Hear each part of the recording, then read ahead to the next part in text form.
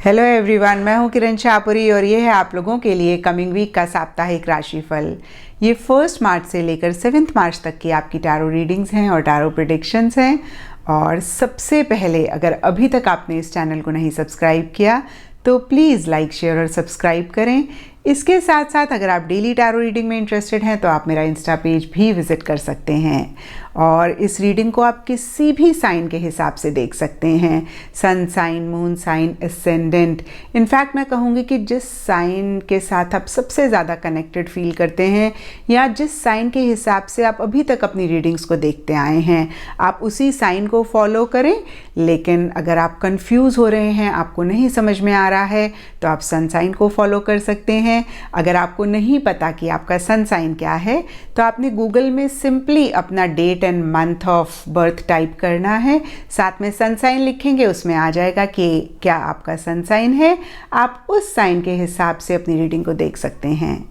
तो चलिए जी, शुरू करते हैं कमिंग वीक का साप्ताहिक राशिफल। तो एरीज, आप लोगों के लिए देखें कि कमिंग वीक क्या लेकर आ रहा है, क्या एनर्जीज हैं। तो हमारे पास प्रोफेशनल लाइफ के लिए कार्ड्स हैं the hangman and basket.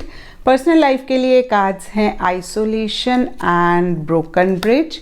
In general के लिए आप लोगों के लिए है reaching your destination and astrology से आप लोगों के लिए है सेजिटेरियस साइन। तो एरीज, ओवरऑल एक वाइब अगर इस वीक की देखें तो यहाँ पे इन जनरल या फिर गाइडेंस के लिए रीचिंग योर डेस्टिनेशन का कार्ड मुझे कह रहा है, हो सकता है पीछे कोई गोल आपने बनाया है या इस वीक कोई गोल आप बना रहे हैं। ये सबके लिए डिफ़र कर सकता है। कुछ लोगों के लिए प्रोफेशनल लाइफ से रिलेटेड हो सकता है, कुछ लोगों के लिए पर्सनल लाइफ से रिलेटेड हो सकता है। उसको कैसे आप अचीव करें, उस पर बहुत ज़्यादा एरीज आपका फोकस रह सकता है। और देखिए, इसी के ही रिगार्डिंग कुछ कॉम्प्रोमाइज़ेस, कुछ एडजस्टमेंट्स आप करते हुए दिख रहे हैं, जिसकी वजह से किसी लेवल पे आप परेशान भी दिख रहे हैं। तो देखिए, सबसे पहली बात एरीज की ये वीकली एनर्जीज़ हैं, तो कोई बहुत बड़ा इशू मुझे नहीं दिख रहा है। इक्का दुक्का लोगों के लिए बड़े इश्यूज हो सकते हैं, नहीं तो इन जनरल हो सकता है छोटे मोटे कॉम्प्रोमाइज़ेस आप कर रहे हैं। और देखिए, अगर ये कॉम्प्रोमाइज़ेस करके आप अपना गोल अचीव कर लेते हैं तो नथिंग लाइक दैट। और स्पेसिफिकली अगर देखें तो यहाँ पे प्रोफेशनल लाइफ के लिए द हैंगमैन का कार्ड, देखिए अगेन वही चीज़ बोलता है, कुछ एडजस्टमेंट्स आप कर रहे हैं, कुछ कॉम्प्रोमाइज़ेस आप कर रहे हैं। और इस कार्ड को भी अगर आप देखें तो इस फिगर के हाथ बंधे हुए हैं, पैर भी बंधा हुआ है, और कुछ ऐसी ही एनर्जीज़ आपकी भी रह सकती हैं जहाँ पे आपको एक बंधा हुआ वाली फीलिंग हो रही है, आप खुल के कुछ भी नहीं कर पा रहे हैं। और देखिए, कहीं हैंगमैन का कार्ड ये भी कहता है कि थोड़ा सा अपना चीज़ों को देखने का नज़रिया बदलने की ज़रूरत है। और मैंने काफ़ी बारी आप लोगों के साथ शेयर भी किया है कि मेरे साइकोलॉजी के सर कहते थे कि जब आप नज़ारे नहीं बदल सकते हैं तो आप नज़रिया बदल दीजिए और नज़ारे अपने आप बदल जाएंगे। तो देखिए, हो सकता है बहुत सारे एरीज ऐसी एनर्जीज़ में हों जहाँ पे डिफरेंट पर्सपेक्टिव से वो चीज़ों को देख रहे हैं, अलग तरीके से चीज़ों को डील करना चाह रहे हैं। और अगर ऐसा आप नहीं कर रहे हैं एरीज, तो यहाँ पे द हैंगमैन का कार्ड यही चीज़ बोलता है कि थोड़ा सा अपना नज़रिया बदले, थोड़ा सा चीज़ों को देखने का अपना परसेप्शन बदलें। और देखिए, हैंगमैन के ऊपर हमारे पास बास्केट का कार्ड है और ये कार्ड कहता है रिकग्निशन, रिवॉर्ड फॉर मेरिट। तो हो सकता है कि जो भी आप कॉम्प्रोमाइज़ेस कर रहे हैं, जो भी एडजस्टमेंट्स कर रहे हैं, जो आपके कोवर्कर्स हैं या जो भी आपके साथ लोग हैं, आपके लव्ड वंस हैं, वो इन एफ़र्ट्स को, इन कॉम्प्रोमाइज़ेस को रिकग्नाइज़ कर रहे हैं, वो आपको अप्रिशिएट कर रहे हैं। तो देखिए, जो भी आप कर रहे हैं किसी लेवल पे वेस्ट नहीं जा रहा है, क्योंकि आसपास के लोग एक्नॉलेज कर रहे हैं और आपको किसी लेवल पे एक अप्रिसिएशन भी इस वीक मिलता हुआ दिख रहा है। और पर्सनल लाइफ के लिए देखिए, हमारे पास आइसोलेशन का कार्ड है। आइसोलेशन के कार्ड को अगर हम लिटरली देखें तो कोई चीज़ आपको उदास कर रही है, परेशान कर रही है। काफ़ी सारे एरीज के लिए हो सकता है एक अकेलापन वो महसूस कर रहे हैं। और देखिए, यहाँ पे सबके लिए डिफरेंट रीजंस हो सकते हैं, क्योंकि ये जनरल रीडिंग है।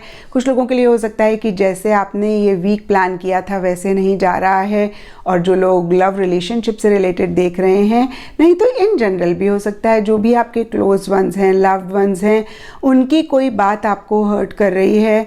आप ओवर इमोशनल, ओवर सेंटिमेंटल भी कुछ चीज़ों को लेके हो सकते हैं, और कुछ एरीज़ के लिए हो सकता है कि बहुत ज़्यादा सेंसिटिव हो रहे हैं, छोटी छोटी सी बातें उनको हर्ट कर रही हैं। और इस चीज़ को अगर आप पाएँ एरीज़, तो ज़रूर इसको चेक करके करेक्ट करें। कैसे आप अपनी इमोशनल मेंटल स्ट्रेंथ को बढ़ा सकते हैं, उस पर ज़रूर आप फोकस करें। और देखिए यहाँ पे आइसोलेशन के ऊपर ब्रोकन ब्रिज का कार्ड है, और ये कार्ड कहता है unsuccessful outcome to a problem. तो देखिए बहुत सारे लोगों के लिए ये भी एक रीज़न हो सकता है उदासी का किसी भी लेवल पे, कि कोई चीज़ परेशान कर रही है, उसका सल्यूशन नहीं मिल रहा है, उसको हल नहीं मिल रहा है।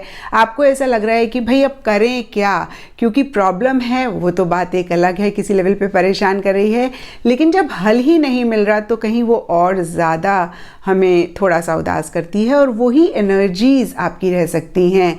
यहाँ पे एरीज़ मैं आपको यही बोलूँगी कि ऐसी कोई प्रॉब्लम नहीं है जिसका सल्यूशन ना हो, ऐसा कोई ताला नहीं है जिसकी चाबी ना हो। होता क्या है, जब हम प्रॉब्लम पे फोकस करते हैं तो वही चीज़ इतनी ज़्यादा बढ़ जाती है कि हम हल को या सल्यूशन को देख ही नहीं पाते हैं।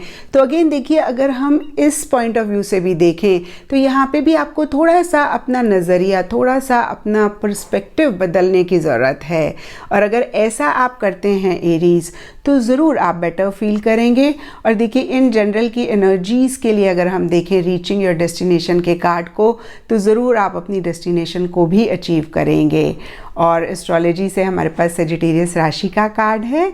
सेजिटेरियस राशि के लॉर्ड होते हैं जुपिटर, और इस हिसाब से येलो कलर आप लोगों के लिए लकी रहेगा, और जो दिन आप लोगों के लिए इम्पॉर्टेंट रहेगा वो है थर्सडे। तो ये थी एरीज़ आप लोगों के लिए कमिंग वीक का साप्ताहिक राशिफल। और नीचे मुझे कमेंट सेक्शन पे ज़रूर बताएं कि ये कितना आपके साथ रेजोनेट किया, कितना आप कनेक्ट कर पाए।